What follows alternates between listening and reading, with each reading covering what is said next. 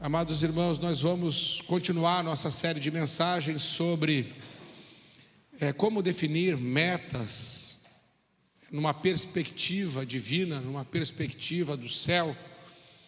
E a palavra hoje é sobre isso, sobre metas que são estabelecidas quando temos uma perspectiva divina. E para tanto eu quero introduzir a mensagem de hoje no texto de Lucas, capítulo 19, a partir do verso 1, esta versão. Entrando em Jericó, atravessava Jesus a cidade. Eis que um homem chamado Zaqueu, maioral dos publicanos e rico, procurava ver quem era Jesus, mas não podia por causa da multidão e por ser ele de pequena estatura. Então, correndo adiante, subiu a um sicômoro a fim de vê-lo, porque por ali havia de passar. Quando Jesus chegou àquele lugar, olhando para cima, disse-lhe: Zaqueu, desce depressa, pois me convém ficar hoje em tua casa. Ele desceu a toda pressa e o recebeu com alegria. Todos os que viram isto murmuravam, dizendo que ele se hospedara com um homem pecador. Entre mentes, Zaqueu se levantou e disse ao Senhor: Senhor, resolvo dar aos pobres a metade dos meus bens. E se em alguma coisa tenho defraudado alguém, restituo 4 vezes mais. Então Jesus lhe disse: Hoje houve salvação nesta casa, pois que também este é filho de Abraão, porque o Filho do Homem veio buscar e salvar o perdido. Amém. Que coisa tremenda quando eu pensei na vida deste homem, a forma como a vida dele deu uma guinada, a forma como a vida desse homem mudou completamente, a partir de um momento em que ele tomou uma decisão. Ele queria ver Jesus. E eu estudei um pouco sobre a cidade de Jericó, a cidade que Zaqueu morava. A cidade que este homem morava já havia sido alvo de um milagre tremendo do Senhor, que foi o milagre que ele fez com um cego. Nessa cidade, antes de acontecer essa transformação, essa mudança de perspectiva de dentro para fora no coração de Zaqueu, tinha um cego nessa cidade muito pobre, excluído, marginalizado e oprimido, que se chamava Bartimeu. E Jesus curou aquele cego, porque aquele cego clamava, dizendo: Jesus, filho de Davi, tem misericórdia de mim. E a multidão, essa mesma multidão que estava aqui, que queria impedir até Zaqueu também de se aproximar de Jesus, essa multidão dizia àquele cego: cala-te, para de falar, você está importunando o mestre, fica quieto. Mas o Bartimeu gritava cada vez mais alto: Jesus, filho de Davi, tem misericórdia de mim. Tem algum momento que Jesus fala assim: para tudo que eu vou resolver isso. E aí Jesus vai e cura esse homem. Eu penso que agora essa cidade, depois da cura deste cego, toda essa cidade ficou em grande alvoroço por um milagre tão notório na vida de um homem que não tinha mais nem identidade, porque Bartimeu significa filho de Timeu, ou seja, ele é filho do fulano de tal. Mas qual é o nome dele? Onde está a sua identidade? Quem era ele? Isso não é relatado, porque era um homem que perdera não só a visão, mas também perdera sua identidade. Creio que Jesus não restaurou somente a visão, mas creio que Cristo, o Senhor, devolveu a este homem também, com certeza, e o mais importante, a sua identidade. Esta cidade de Jericó era uma cidade belíssima, belíssima. Ela tinha fontes de águas quentes. Esta cidade tinha palmeiras, sicômoros enfileirados. Era uma cidade que já possuía teatro, possuía um hipódromo. Era a cidade dos reis, era a cidade do luxo, era a cidade do comércio. Esta era uma cidade importante, aonde a aristocracia decidia morar. Zaqueu morava então nesta cidade. E agora Jesus está passando por lá, mais uma vez, mas a última vez. Na próxima semana, Jesus já entregaria a sua vida por nós na cruz. Esta é a última oportunidade para a cidade de Jericó. Esta é a última chance para Zaqueu. Zaqueu certamente não sabia que seria a sua última oportunidade, mas ele já tinha dentro dele uma inquietação por causa daquele milagre que havia acontecido. E a palavra de Deus diz no verso 2 do texto que lemos, que ele era um homem maioral dos publicanos e rico. Maioral dos publicanos porque Zaqueu era o líder dos cobradores de impostos. Naquela época você conseguia se tornar um líder de cobrador de impostos por uma concessão do Império Romano. E se tornar um cobrador de impostos, esse o maioral, ele tinha outros que trabalhavam para ele, para cobrar os impostos do seu próprio povo. O povo odiava cobradores de impostos. Eu não sei, eu acho que até hoje ninguém gosta muito dos impostos. Mas naquela época, Roma dava uma concessão. E essa concessão era praticamente uma licença para roubar. Por quê? Porque era combinado um valor que era passado para Roma e o excedente, a sobretaxa, ficava com o coletor, com o maioral, que dividia com os outros cobradores. Por que Zaqueu era um homem rico? Ele era um homem rico porque ele tinha a sua riqueza como resultado deste trabalho como publicano, cobrador de impostos. Obviamente que ele não tinha nenhum patriotismo e nenhuma religião. Ele não estava muito preocupado com isso. Ele estava preocupado mesmo em atender às suas demandas. E nisso foi muito bem sucedido.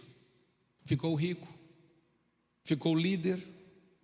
Não sei se ele era casado, aqui não está falando, mas se tinha uma Zaqueia, eu penso que a Zaqueia não saía do shopping, porque a cidade era chique. E ele devia ter aqui um camelo turbinado e estava vivendo um vidão. E talvez eu e você, olhando para essa história, pastor, pode parar aí. Para mim já estava bom. Esse vidão, não é? Com toda essa ostentação, com todo esse dinheiro, o que esse homem tem para reclamar? Mas o que acontece, ainda que aos olhos do mundo, Zaqueu já tenha chego no lugar que talvez muitas pessoas estão pedindo a Deus para chegar, ou estão querendo chegar nesse lugar, a palavra vai dizer lá no verso 3, que procurava ver quem era Jesus. E eu penso que em algum momento na vida desse homem, alguma coisa aconteceu. Que o dinheiro, as riquezas e as coisas deste mundo, ou seja, a perspectiva terrena, não era mais suficiente para tampar aquele buraco que tem dentro do coração do homem, que só o Senhor pode preencher. A consciência de Zaqueu certamente também o acusava de que o que ele estava fazendo não estava certo. Porque nós sabemos que o dinheiro não é um problema. O problema é o amor pelo dinheiro. Não é pecado ter dinheiro no bolso. Pecado é entesourá-lo no coração. Não é problema quando você é o senhor do seu dinheiro. O problema é quando o dinheiro se torna o seu senhor. O dinheiro não muda somente aquilo que você tem. O dinheiro pode mudar também quem você é. Então, há um cuidado que deve se tomar com o dinheiro. E Zaqueu parece-me que não tomou esse cuidado de ter esse dinheiro, mas colocá-lo nessa perspectiva de servo. E Zaqueu estava inquieto e procurava ver quem era Jesus. Por quê? Porque espiritualmente Zaqueu estava infeliz, necessitado, insatisfeito, perdido e incompleto. É um vazio que nem a fama e nem os recursos podem preencher. Agostinho já dizia isso: há um buraco, há um vazio dentro de mim que só o Senhor pode preencher. Provérbios 15:16 diz assim: melhor é o pouco havendo o temor do Senhor do que grande tesouro onde há inquietação.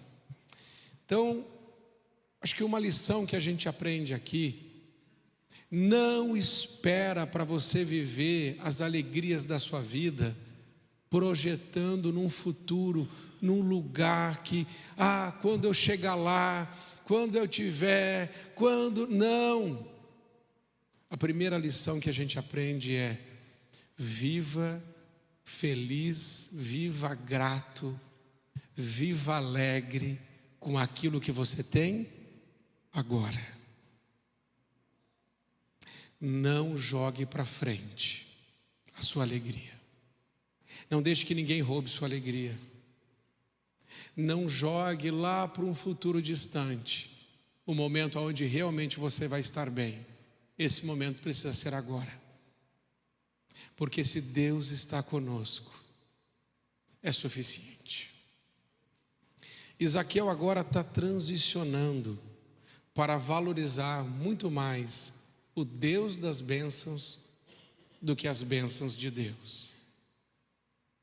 E isso é mudança de perspectiva. Quero ver Jesus. Mas diz ali que por causa da multidão, ele não conseguia ver Jesus. E é assim.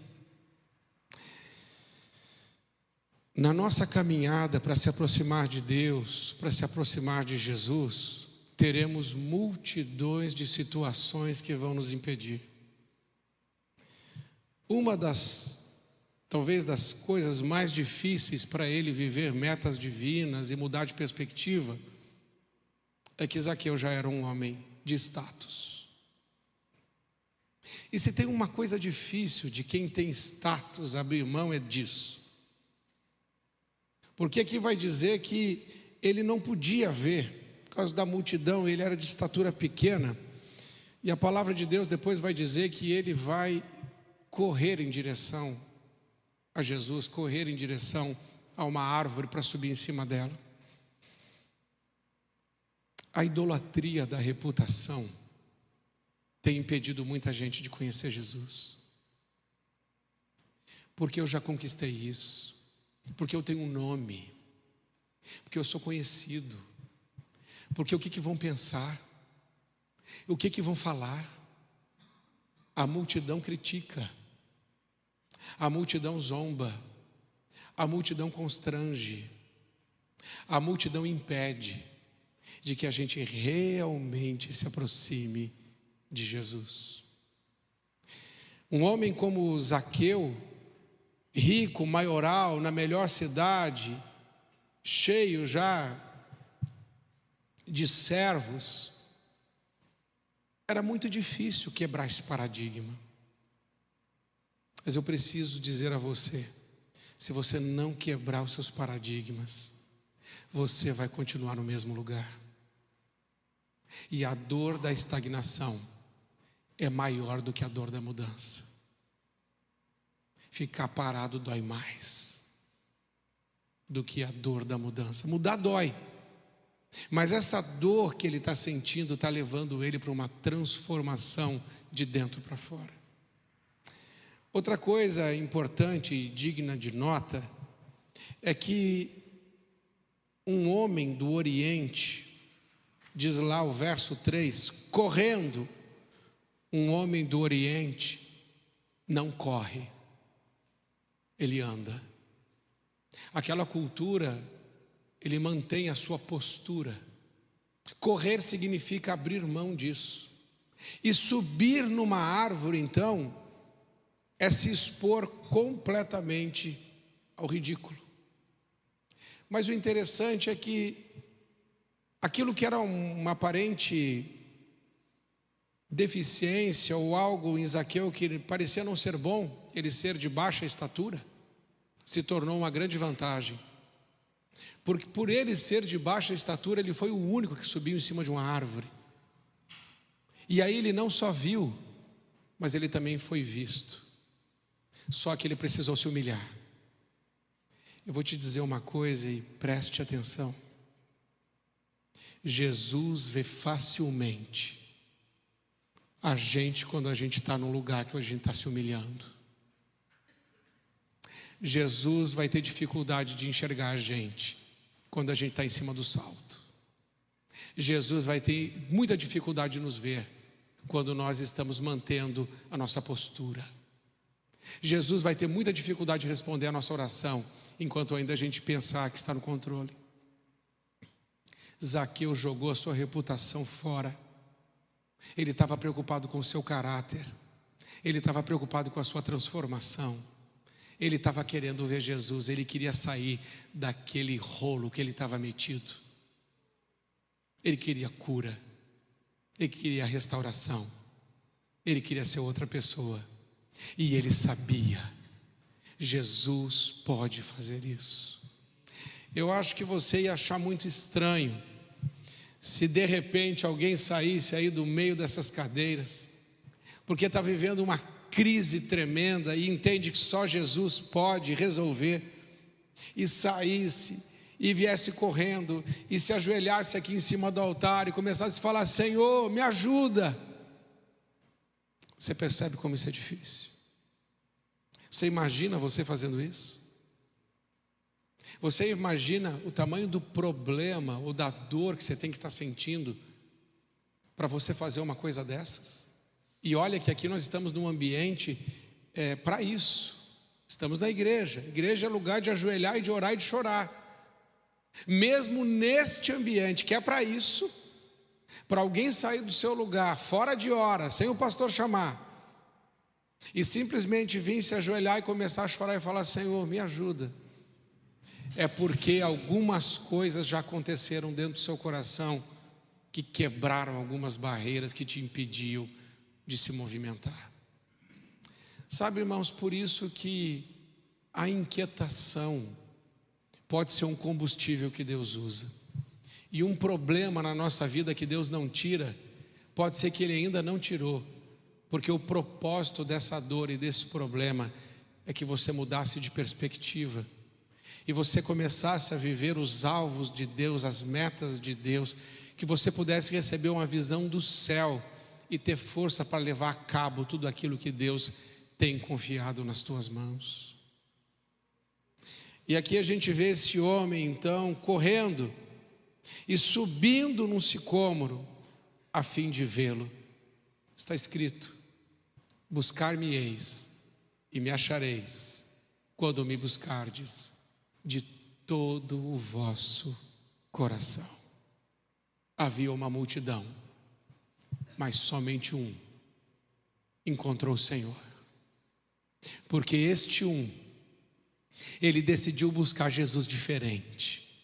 Ele não estava como os outros da multidão. Ele tomou uma atitude, ele falou: olha, eu vou subir porque eu quero ver Jesus, eu quero ter um encontro com Ele. E sabe, eu acho que isso é que faz a diferença na nossa caminhada de fé. É quando a gente realmente quer de verdade ter um encontro com Deus. E o encontro com Deus sempre vai ser transformador. Teve um outro homem que se encontrou com Deus, mas o final foi diferente, a história foi diferente. Está em Lucas 18, 24, 27, diz assim: e Jesus, vendo assim triste, disse para aquele jovem rico, é outro homem rico: quão dificilmente entrarão no reino de Deus os que têm riquezas, porque é mais fácil passar um camelo pelo fundo de uma agulha do que entrar um rico no reino de Deus. E os que ouviram disseram: sendo assim, quem pode ser salvo?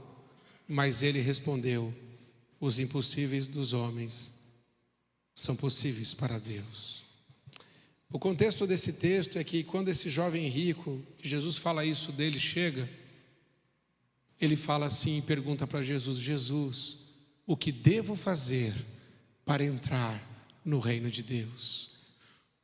E a pergunta daquele jovem rico já foi errada, porque não se entra no reino de Deus por aquilo que a gente faz. A gente entra no reino de Deus por aquilo que Jesus fez.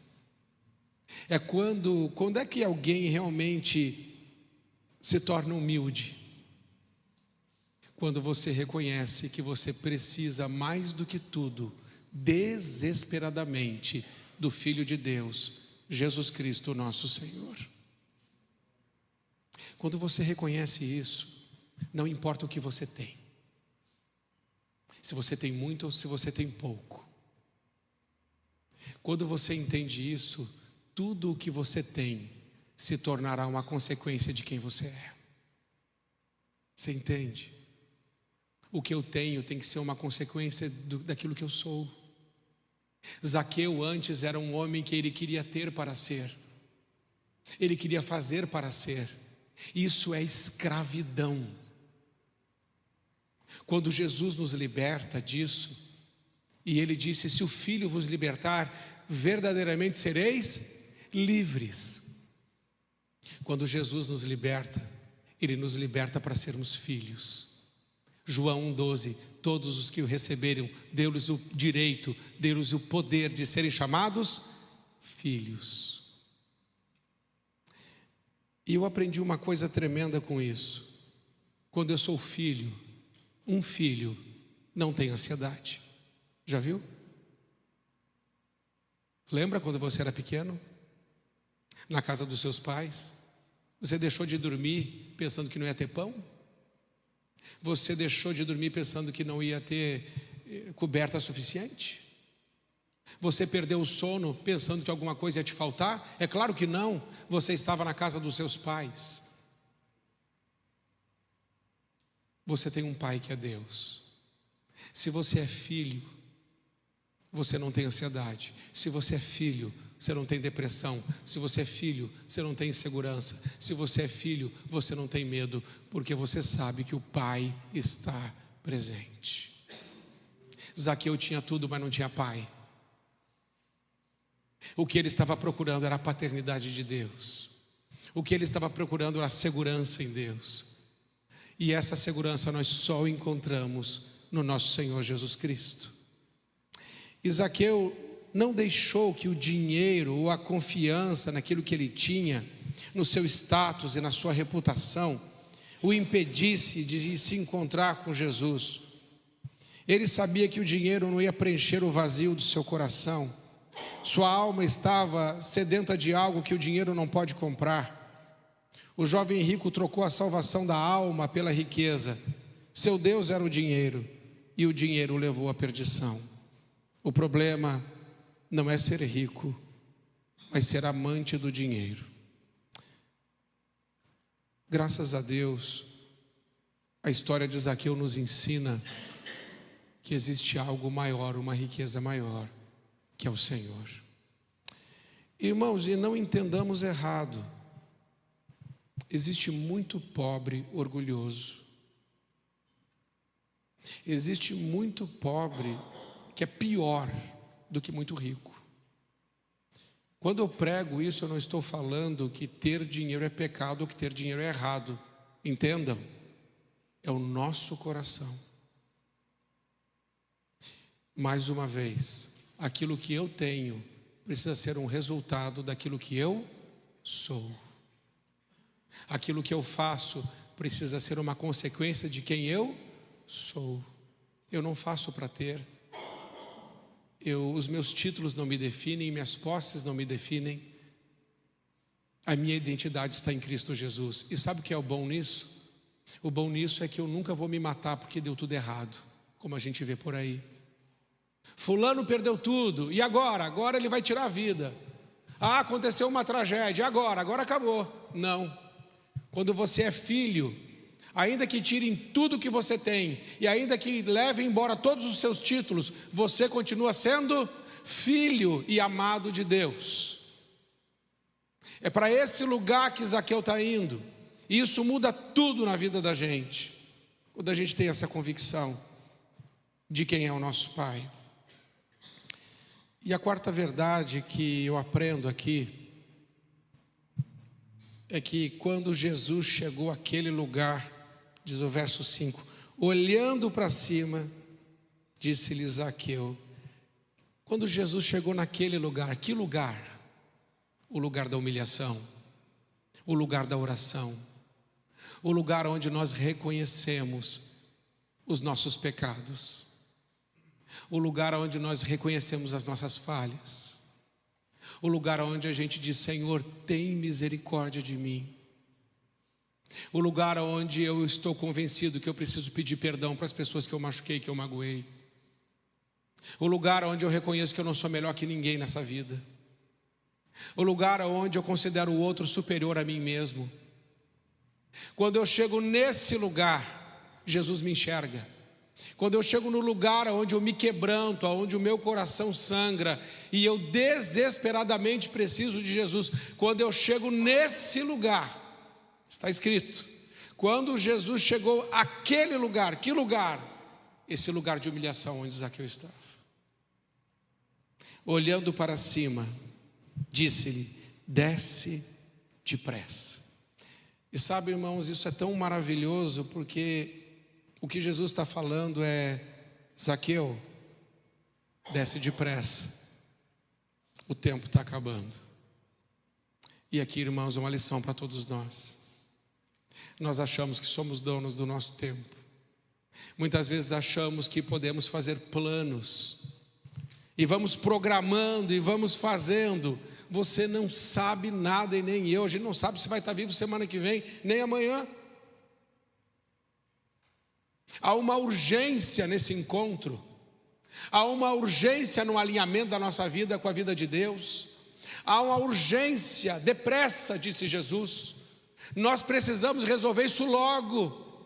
Chega de prorrogar, chega de jogar para frente, chega de deixar para amanhã, chega de depois eu faço, chega de depois eu alinho contigo. Não, Jesus está dizendo assim, agora Zaqueu, desce daí, eu já te vi, eu já te enxerguei, eu já entendi, só que agora a gente vai precisar conversar, eu e você, desce depressa. E talvez Jesus faça alguma coisa aqui que parece estranho, fora da etiqueta. Ele fala assim, olha, eu vou na sua casa. Se convidou. Quando é que Jesus se convida para ir na casa de alguém? Quando ele vê que este alguém deseja ele desesperadamente. E ele fala assim, agora eu vou lá na sua casa, e a gente vai bater um papo. E eu vou lá na sua casa, e nós vamos alinhar os nossos corações. E sabe o que é legal, irmãos? É que Jesus sabe tudo. Tudo.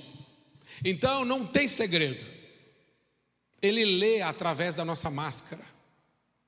Ele lê através das narrativas que a gente constrói para se proteger.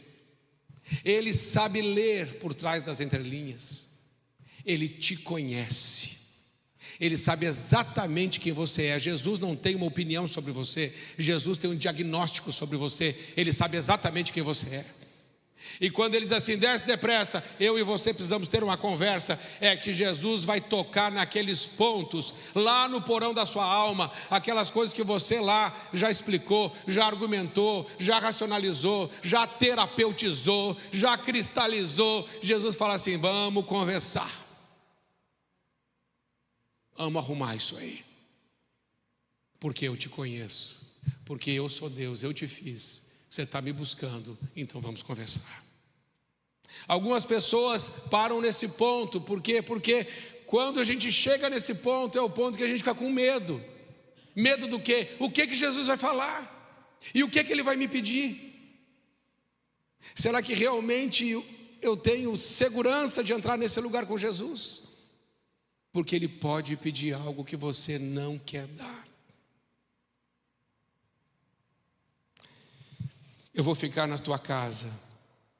A outra bênção disso é que uma casa onde Jesus entra, Ele santifica ela com a sua presença.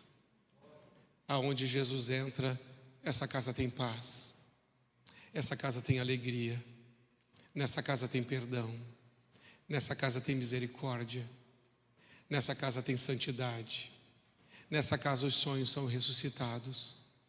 Nesta casa as coisas são reorganizadas, as prioridades são colocadas no lugar. Porque a casa que Jesus entra, ela vai para o lugar certo. Amém? Casamento conserta, os casais já começam a ter as DR santa, e as coisas vão se organizando.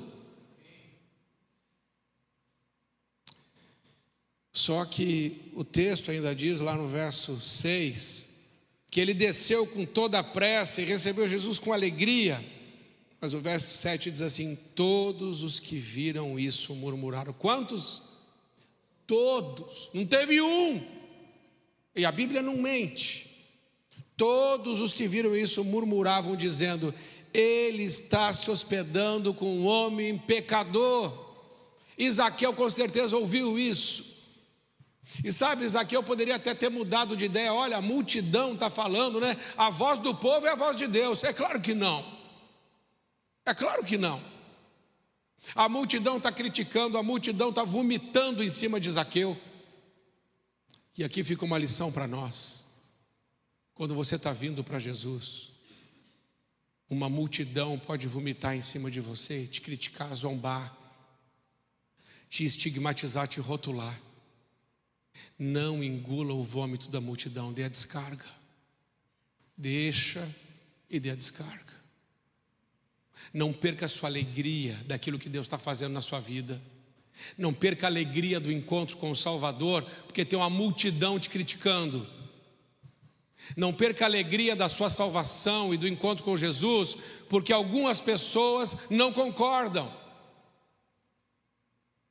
O dia que você morrer, meu querido amigo, amiga, irmão, o dia que morrermos, os nossos amigos, a multidão não estará lá. A palavra de Deus diz, Hebreus 9, 27, ao homem é dado morrer uma vez. E aí os espíritas que me desculpem, não tem segunda chance. Depois disso é o juízo. Ou seja, todos nós, Apocalipse 20, estaremos diante do tribunal de Deus. Quem tiver o nome do livro da vida entra, quem não estiver está fora, está escrito.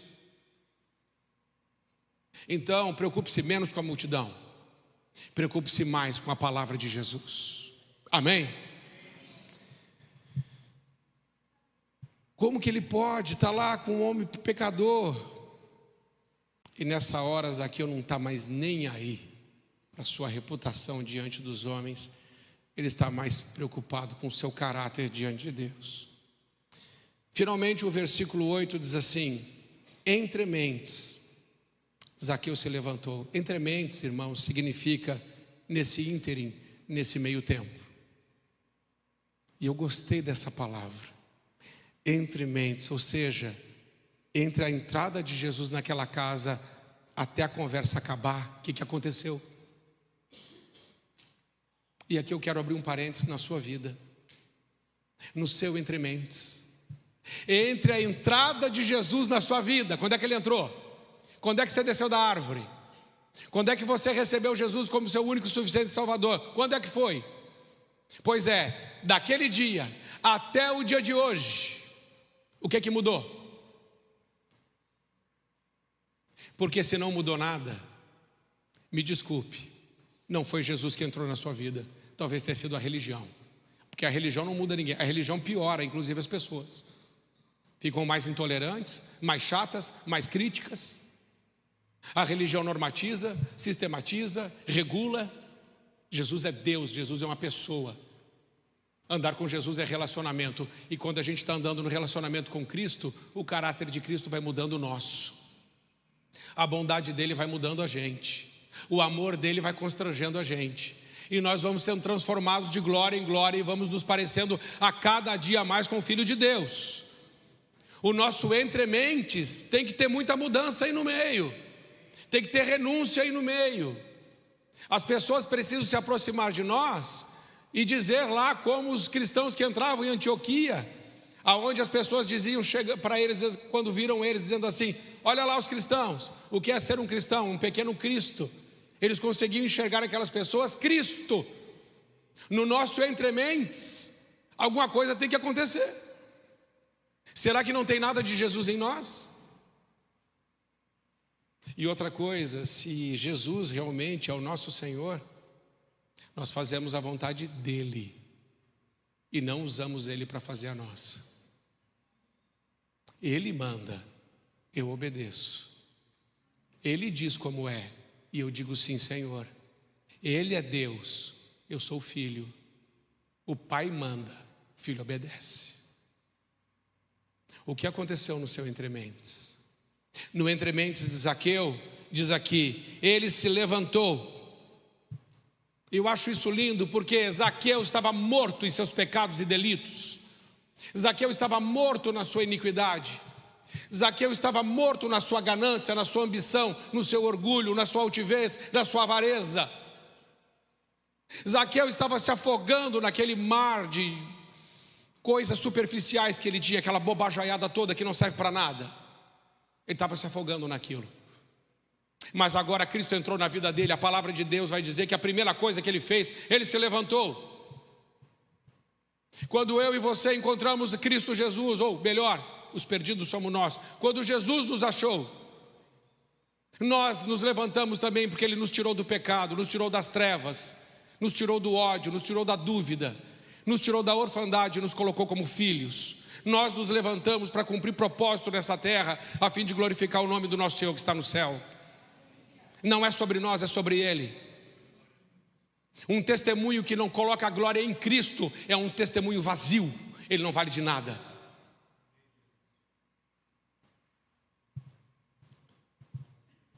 É Atos 1:8, recebereis poder quando descer sobre vós o Espírito Santo, e vocês serão as minhas testemunhas. Sabe o que é isso?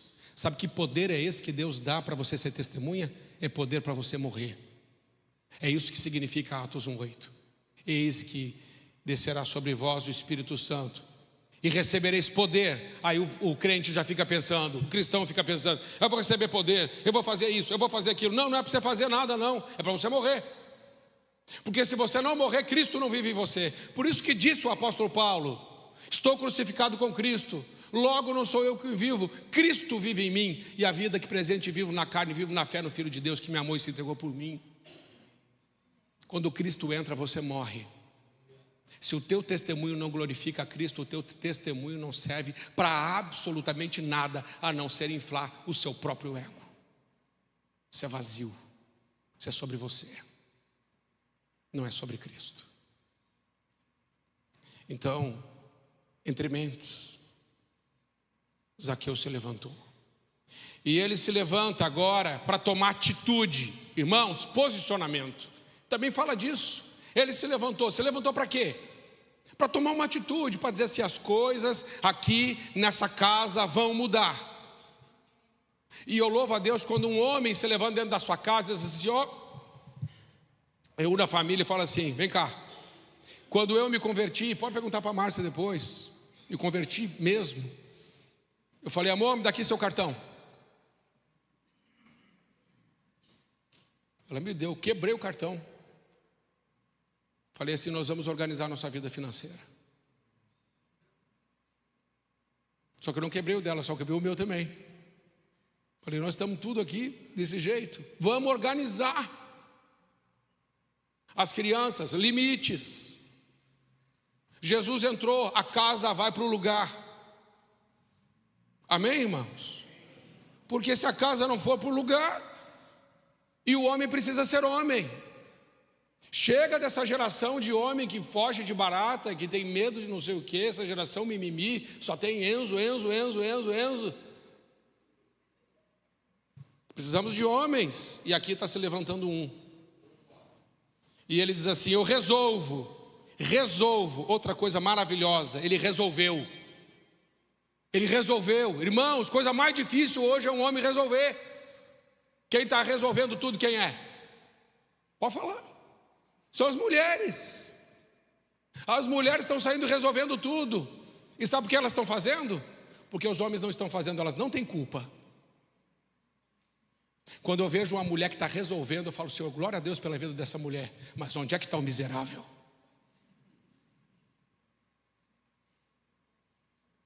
Essa é uma conversa para o culto dos homens. Eu resolvo. Um homem de atitude diante de Jesus. O Senhor Deus não lhe pediu nada, mas a consciência dele sabia que estava errado, e ele resolve fazer algumas mudanças. E ele fala assim: eu resolvo, Senhor, eu resolvo. Eu vou dar metade dos meus bens aos pobres. Se alguma coisa eu defraudei alguém, eu restituo 4 vezes mais, porque essa era a lei. E quando Jesus vê o homem se levantar, o homem resolver, o homem mudar de coração, o homem se entregando, Jesus vai dizer: hoje a salvação entrou nessa casa.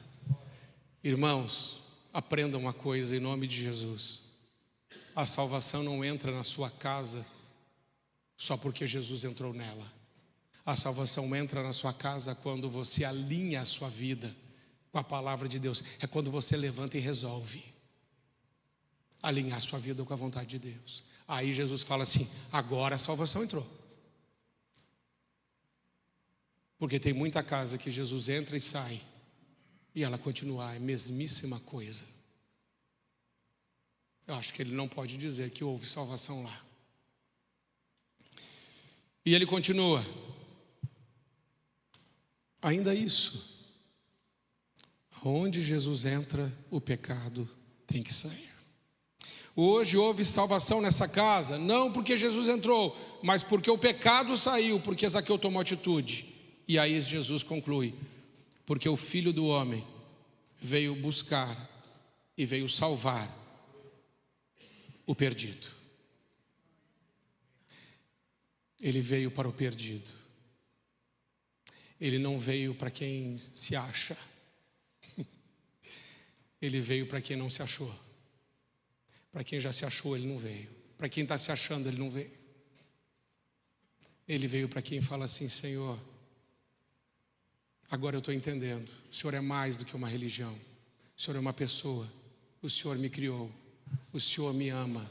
O Senhor tem um plano. Eu tenho vivido a minha vida para mim. Eu não estava entendendo direito o teu evangelho. O meu entremente está fraco. Parece que quase nada mudou na minha vida depois que o Senhor entrou. Tanta coisa que eu estou tolerando, tanta coisa que eu ainda estou empurrando. Isso não está certo. Outra coisa, eu já pensei quantas vezes em me batizar, sabendo que o batismo é uma ordem de Cristo, é uma ordem, não uma sugestão. Mas daí eu não faço, porque afinal de contas, acho que não preciso. Ou porque me batizei quando fui batizado quando era bebê. Escute, se você foi batizado quando era bebê, escute o que a palavra de Deus ensina. O batismo é precedido de arrependimento e fé. Como é que um bebê pode se arrepender e ter fé? O batismo do que os nossos pais nos levaram, quando nos levaram na igreja, se levaram, foi uma aliança involuntária, foi a aliança que eles fizeram. Na maior das boas intenções, está tudo certo, mas não foi uma aliança nossa, foi uma aliança deles. A minha aliança é pessoal. Eu preciso falar, eu quero, eu preciso confessar: Jesus é o meu Senhor, porque é isso que a Bíblia ensina. Todo aquele que se arrepender de Jesus e crer, seja batizado em nome do Pai, do Filho e do Espírito Santo. Porque aquele que me confessar diante dos homens, eu confessarei diante do meu Pai que está nos céus. Mas aquele que me negar diante dos homens, eu negarei diante do meu Pai que está nos céus. Irmãos, isso é o Evangelho. Cuidado para que as tradições não enganem você. Se você vive alguma tradição que é diferente do que está na Bíblia, Passe a sua tradição pelo filtro da palavra de Deus. Tudo que a sua tradição não concordar com a palavra, jogue fora. Porque a palavra de Deus é a verdade. A tradição dos homens pode ser um engano. Tenha cuidado com isso. Amém? Então agora é a hora de nós mudarmos de perspectiva. Zaqueu mudou a dele. Agora é a sua vez de mudar a sua. Zaqueu teve o entrementes dele. Agora é hora de você ter o teu. Zaqueu teve a mudança da história dele. E ela serve de inspiração para nós hoje. Zaqueu tolerou por muito tempo uma vida sem sal, que parecia boa, mas tudo era efêmero. Ele abandonou aquilo para viver propósito eterno. Agora é com você. O que é que você quer fazer da sua vida? Vai ficar na mesma? Ou vai andar com Deus? Tem medo do que Deus pode te pedir? Eu era empresário, Deus mandou eu vender. Vende tudo e me segue. Meus filhos estudavam escola bilíngue. Eu tinha dinheiro sobrando. E Deus me pediu aquilo. Eu entreguei aquilo para Ele. Não me arrependo por nenhum segundo. Eu vivo a minha melhor versão com Cristo. Eu não tenho medo do que Ele pode me pedir, porque eu sei que a vontade dEle é boa, perfeita e agradável. A minha pode ser boa, mas perfeita ela não é. E Deus sabe o amanhã, você também não sabe. O que é que você está fazendo? Onde é que você quer chegar? Que metas você tem estabelecido para a sua vida? Eu queria te fazer um convite hoje. Abandone suas metas. Rasgue a sua agenda. Abandone seus alvos. E diga para Deus: Senhor, eu quero viver a tua agenda. Eu quero viver as tuas metas. Eu quero viver os teus alvos. Os meus são muito pobres. Os meus são muito pequenos. Os meus são meus. Eu não quero os meus. Eu quero os teus. Preste atenção, se você tem um sonho que você mesmo pode realizar, esse sonho é pobre. É pobre. Não vale a pena nem lutar por ele. Agora, se você tem um sonho que você pode realizar só com Deus, esse sonho vale a pena. Porque ele é impossível para você, mas é possível com Deus. Eu quero desafiar você a viver algo melhor, algo maior, algo sobrenatural. Eu quero desafiar você a entregar sua vida a Jesus completamente. Eu quero desafiar você hoje a romper com as suas tradições, abandonar suas metas, abandonar seus alvos, rasgar sua agenda e dizer: Jesus, o Filho de Deus, eu quero te seguir. É isso que eu quero, porque se eu te seguir, eu sei onde eu vou parar. Eu sei onde eu vou parar. Eu vou parar no céu. Eu estou contigo. Agora deixa eu te fazer uma pergunta. Se eu deixar de seguir a Cristo e seguir você, onde é que eu vou parar? Você entende? É sobre isso. Vamos orar? Quero convidar você para ficar em pé. E quero que você deixe o seu lugar se você deseja fazer essas orações que eu falei. Rasgue sua agenda, mude de vida. Aquilo que você está tolerando na sua vida, chega, você vai dar um basta. Viver uma perspectiva do céu. Entregar a sua vida a Jesus. Lembra do batismo? Batizar-se. Arrependimento e fé. Você pode conferir isso que eu estou te falando nas Escrituras, está escrito. É de a gente abandonar uma perspectiva terrena para viver uma perspectiva divina. Se você tem algum sonho, eu queria convidar você a renunciar a sonhos humanos para viver sonhos divinos. Agora, se tem alguma coisa na sua vida que está aí, está instalada e não muda, não sai, vem orar e dizer: Senhor, tem coisas que eu não posso vencer sem o Senhor. E talvez Deus queira te ver hoje naquele lugar. Sabe aquele lugar? Humilhação, arrependimento, confissão. Talvez você hoje precise ir para esse lugar. Se você precisa ir para esse lugar, vem também. Fala: Senhor, eu estou subindo na minha árvore. Eu quero ir para esse lugar. o lugar da oração, o lugar onde eu bato no peito e falo: Senhor, eu sou pecadora, eu quero ver Jesus. Se você tem tido uma espiritualidade vazia, superficial, mas você quer ver Jesus, deixa o seu lugar. Eu quero mais. Não está bom do jeito que está. E aí nós oramos juntos. Amém?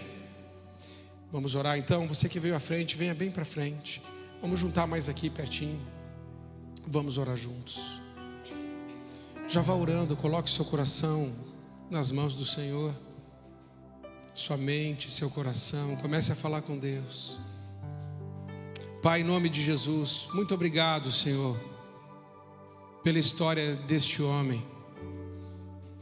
Um homem que aos olhos do mundo tinha tudo, mas percebeu que não tinha nada, porque não tinha o Senhor. Obrigado, meu Deus, porque num determinado momento da vida dele, e assim é com a gente, existe um momento na nossa vida em que o Senhor traz uma inquietação no nosso coração, para a gente mudar de postura, de vida e segui-lo, conhecê-lo, adorá-lo, alinhar assim o nosso coração com o teu coração. Senhor, todos nós te amamos, mas nem todos obedecemos. Que amor é esse que sentimos por ti, Senhor, que não gera alinhamento? Ajuda-nos nisso, Senhor. Ajuda-nos a dar esses passos de fé na tua direção. E levanta, Pai, como o Senhor levantou Zaqueu, levanta aqui homens e mulheres para fazerem a tua vontade, para engrandecerem o teu nome. Levanta, Senhor, uma geração de homens e mulheres fortes, tementes a ti, e de famílias que funcionam segundo a tua palavra. Obrigado, Senhor, porque o Evangelho não é sobre nós, é sobre o Senhor. Ajuda-nos nessa caminhada a termos esse alinhamento. Senhor, que haja desprendimento em nosso coração, para a gente entregar metade e até tudo para te seguir. Que seja feita, Pai, a tua vontade, não a nossa. A tua vontade. Senhor, eu creio que o Senhor está abrindo os nossos olhos para a gente começar a enxergar uma perspectiva nova, uma perspectiva da eternidade, porque essa não nos dá ansiedade, nem medo, nem insegurança. Ajuda-nos, Senhor, muda as nossas prioridades e nos faça cristãos de verdade, em nome de Jesus, amém. Irmãos, um alinhamento é necessário, e é necessário que você entenda algo antes de ir embora. Coloca para mim João 14:15, quer dizer, 15:14, faz favor. Você precisa ler esse texto. Olha o que Jesus diz: vós sois meus amigos, se fazeis o que eu vos mando. Jesus também diz assim: aquele que me ama, faz o que eu mando. Como é fácil viver uma vida cristã sem obedecer a Deus. E sabe qual é o nosso discurso? Ah, Senhor, como eu te amo. Mentira, lavada. Sabe por quê? Porque não obedece. Eu acho que nós não estamos autorizados a falar que amamos a Deus se os nossos atos não mostrarem isso. E tem algumas coisas que Ele pediu, e nós vamos deixando para trás, vamos deixando para lá. Deixa eu te falar, Jesus é Deus, e você está tendo a chance aqui hoje, de dizer: tu és o meu Senhor e o meu Salvador. E sabe, Ele pediu isso, que a gente, quando o confessasse, fosse batizado. E algumas pessoas estão desprezando isso, como se pudessem entrar no céu por suas próprias regras, ou achando que podem mudar a palavra de Deus. Não podem. E eu creio que no dia 8 de dezembro nós teremos muitos batismos ainda para fazer, sabe, de alinhamento de vidas com Deus. Tem alguém aqui que vai se batizar no dia 8? 1, 2, 3, 4, 5. Hoje, decidiu hoje? 5. Ou seja, todos estão batizados, né? Se não for, eu vou na casa de cada um para conversar. Quem mais decidiu entregar a vida a Jesus hoje? Você? Tem mais alguém? Você também? Tem mais alguém? Filha, Deus te abençoe. Sua alma vale mais do que o mundo inteiro. Foi o que Jesus disse. Todo culto é culto de salvação. Todo culto é culto de festa.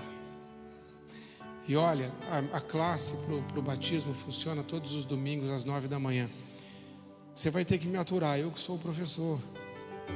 Mas eu estou melhorando. Irmãos, eu preciso confessar. Eu estou melhorando. Eu vou andando com Jesus, Jesus vai me melhorando. Então, quando você olhar alguma coisa em mim, que eu falo, que arranha no seu ouvido, não foi legal, ore por mim. E fala: Senhor, abençoa aquele pastor careca lá, que às vezes ele força a barra. E aí Deus me abençoa e eu fico melhor. Se você ficar com raiva de mim, eu pioro. Mas se você orar por mim, eu melhoro. A minha oração é que todos nós um dia nos encontremos lá com o Senhor. Mas enquanto esse dia não chega, que a gente possa ter experiências tremendas como Zaqueu teve. E sabe, eu estou ficando velho. Eu já tenho neta. E sabe o que acontece quando a gente vai ficando velho? A gente não quer mais ouvir das experiências dos outros. A gente quer ter as nossas. Eu não quero mais ficar só falando de Zaqueu. Eu quero viver a minha. A gente não pode só viver de experiência dos outros. A gente tem que viver as nossas. Tiago, você está aí. Tiago, você também vai se batizar um dia. Eu vou orar por você até você se batizar. E a Morgane também. Vou incomodar, vou orar, vai acontecer. Então veja, os mais tímidos eu vou ajudando. E a gente vai avançando. Amém, irmãos? Coloque sua mão assim, vamos orar.